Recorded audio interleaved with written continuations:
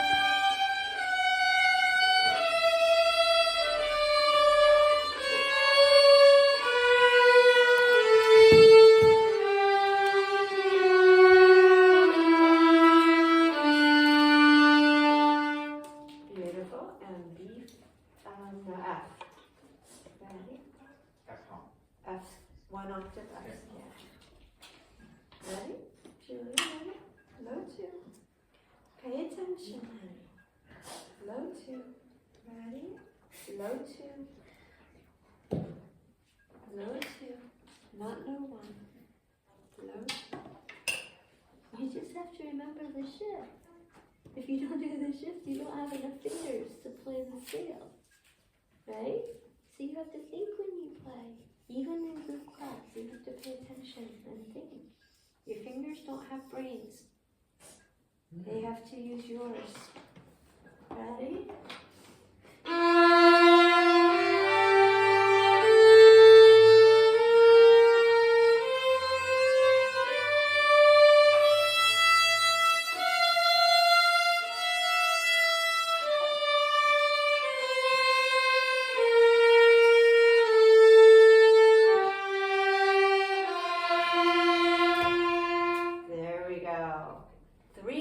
G scale. If you don't know it, rest position. You know it. 3-octave G scale.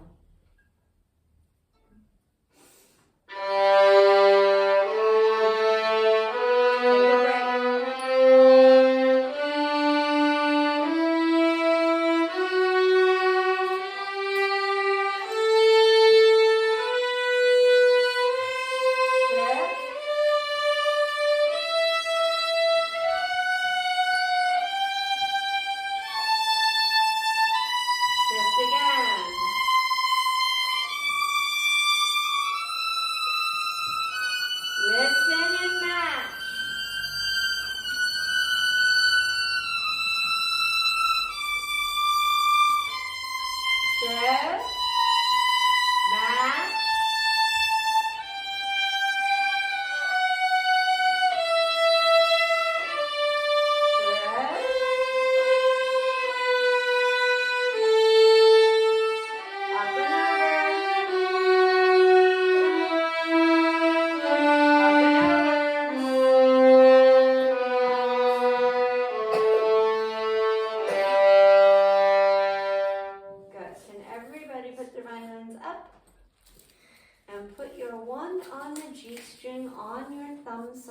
corner.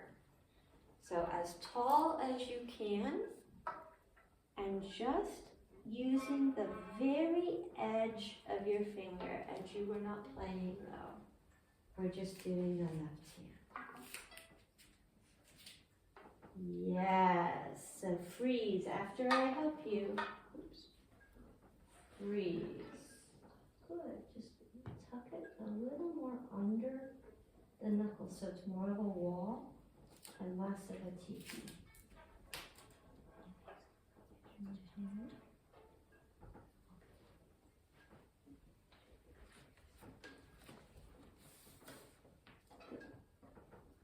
Your nails are officially in the way now.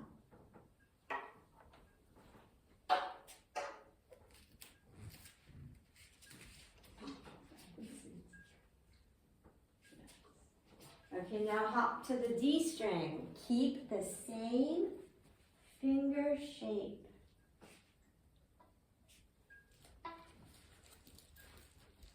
So you're still on the very, very edge of your finger.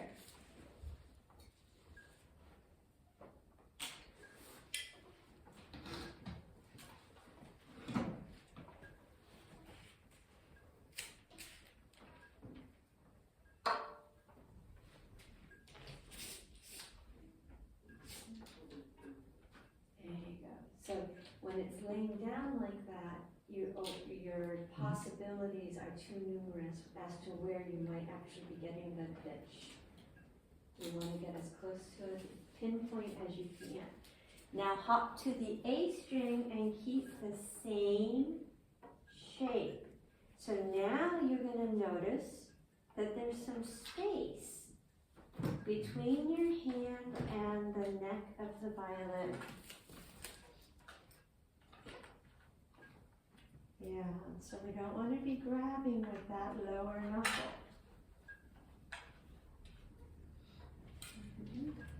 Hold it up yourself, Doctor. Good.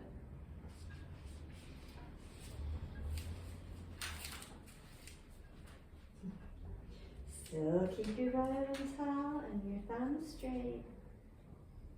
There, now you see how much space you have there?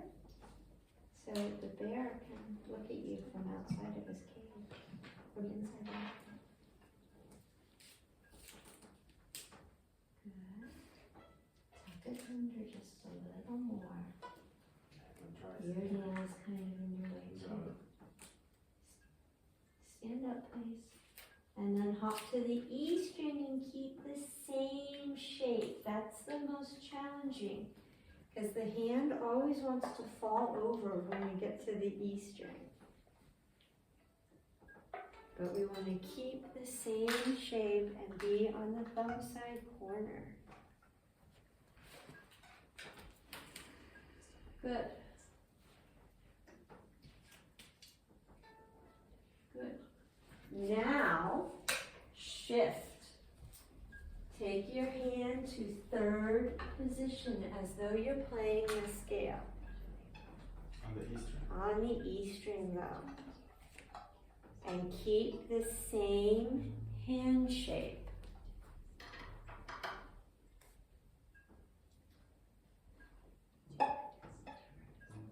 Strong enough to make the pitch. But don't fall over. Yeah.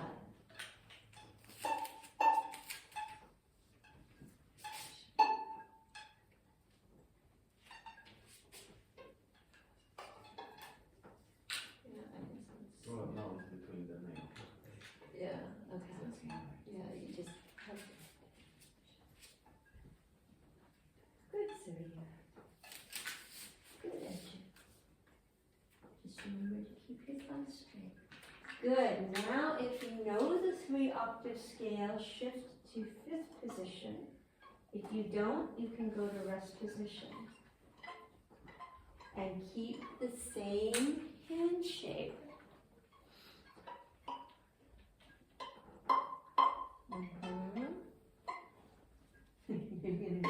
Good. Okay. Rest position. So when we're playing rest position, everybody take a break. when we have our left hand, we do make adjustments for strings, but we do it here. We don't do it by falling across, right? And none of you are doing that. But sometimes, especially when you go to the A and the E strings, we get a little bit of just falling to the higher string instead of actually picking up your finger and keeping the same hand shape. And now that you're shifting, can you watch? Now that you're shifting, we need to learn to keep the hand shape all the way up the violin. So that when we're shifting like to fifth position for that scale, we're not shifting to here and then climbing up the violin to get to the four. We're shifting to the whole position. And then we can play, we could even stay up there and have a little finger dance party. Because our hand is relaxed and comfortable in fifth position. And if I wanted to go higher, to a certain extent, I would do the same thing. Eventually, you start having to crawl because, unless you have a very big hand, because of the width of the shoulder. But we try to go as high as we can, keeping the same hand shape. So everybody watch me now, as I go back to first position. You see how, doesn't it look like my hand is kind of crazy out because the shoulder's in the way? But now look what happens when I shift to first position. It doesn't really change. It came in closer because it doesn't have to go around the shoulder. But what it didn't do was this. Right? It didn't go under the violin. It stayed out in front as though the shoulder was still there. Okay, so when you're doing your new 3-octave scale, make sure that you're shifting up and down with the same hand shapes. Okay, chorus.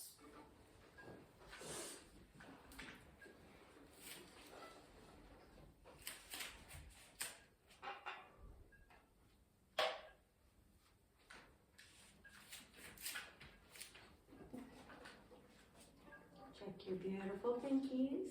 I'm seeing good progress today. Fly to E, tip to A, nice tall 3. Up and over and dropping down from above. Breathe with me.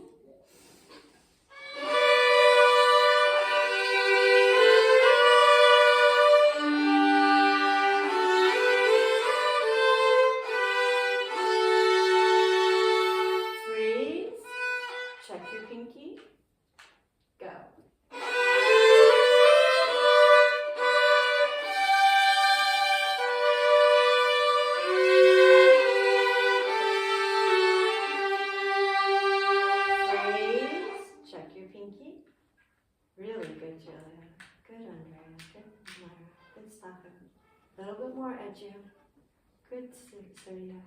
Ready, go.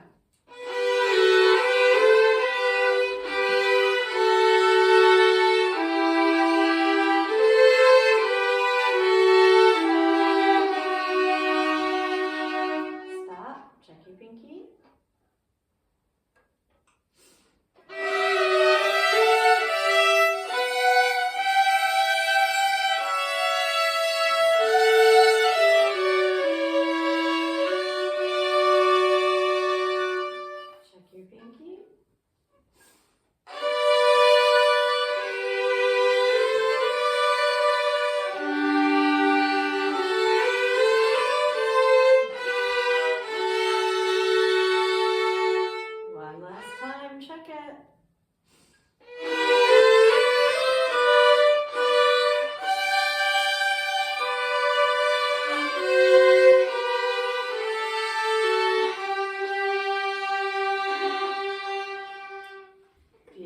Take a bow.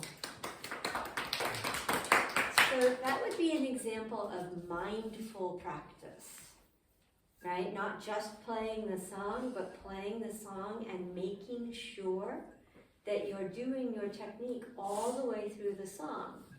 So you're even stopping and checking.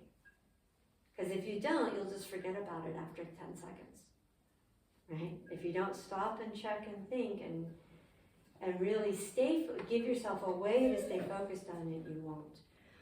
Can we play perpetual motion? Ready? In the middle of your fiddle, super staccato. Ready?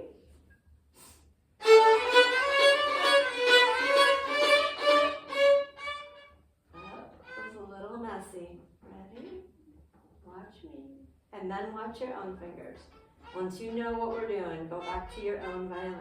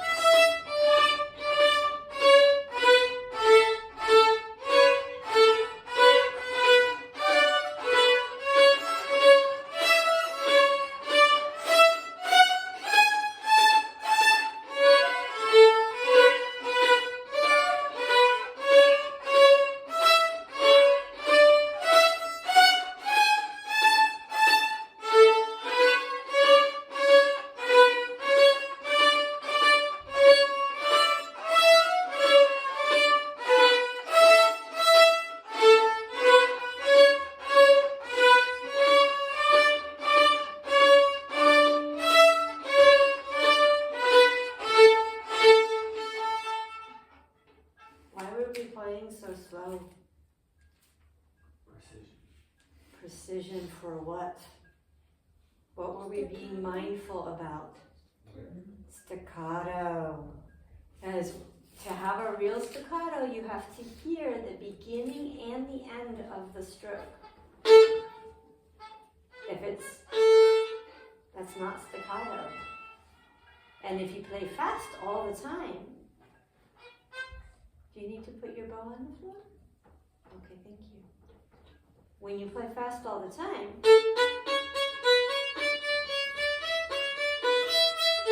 it's easy to lose the staccato and not even notice and get like a half staccato. Okay, so now let's play it at tempo. Whose tempo? Yours. Thank you. Ready?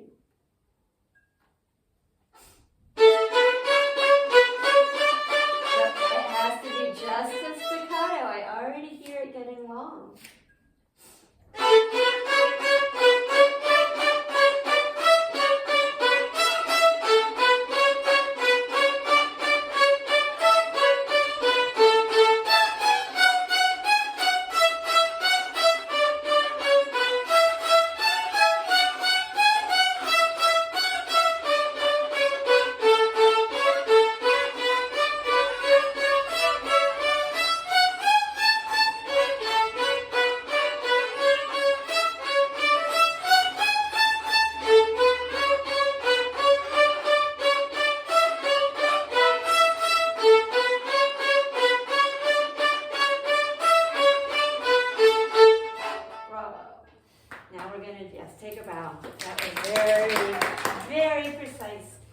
So now we're going to do my favorite clapping game. Julia, Andrea, and Safu, you can be on one team. Ju, Myra, and Surya on the other team. So violin's up. Julia's team starts when I clap. Edju's team continues. So Edju, your team does not play if Julia's playing. Violin's up.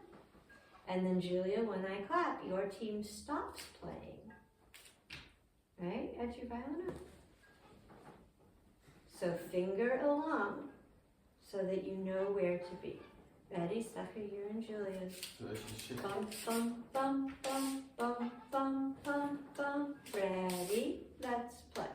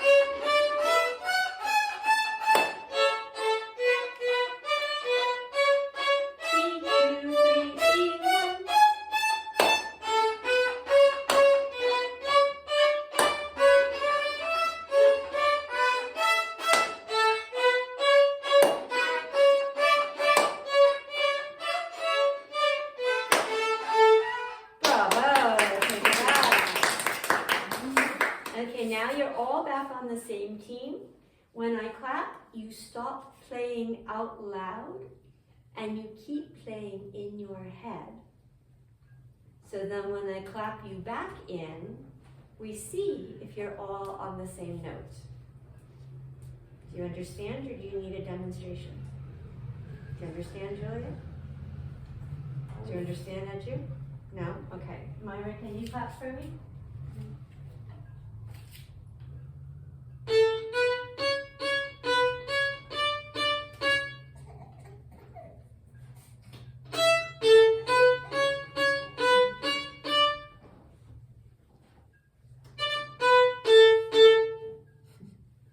Now you understand?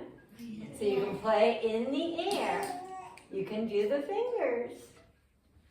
You just can't play out loud. Ready? Silence up.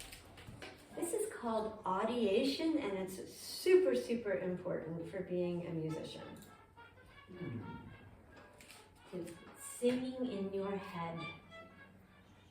Ready? Let's go.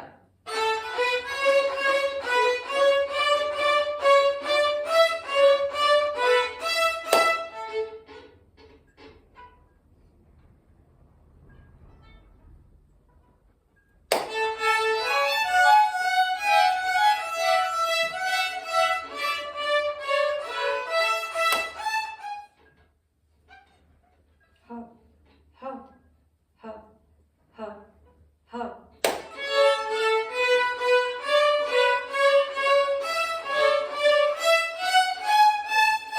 Ho, ho, ho, ho.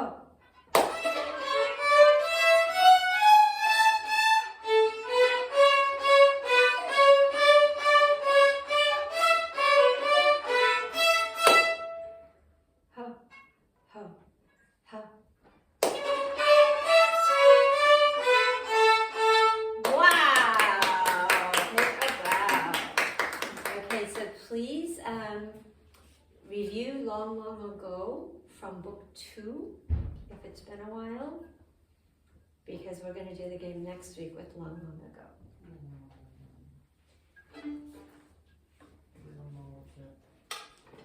You can do it. Toes together. Thank you for learning. Nice job.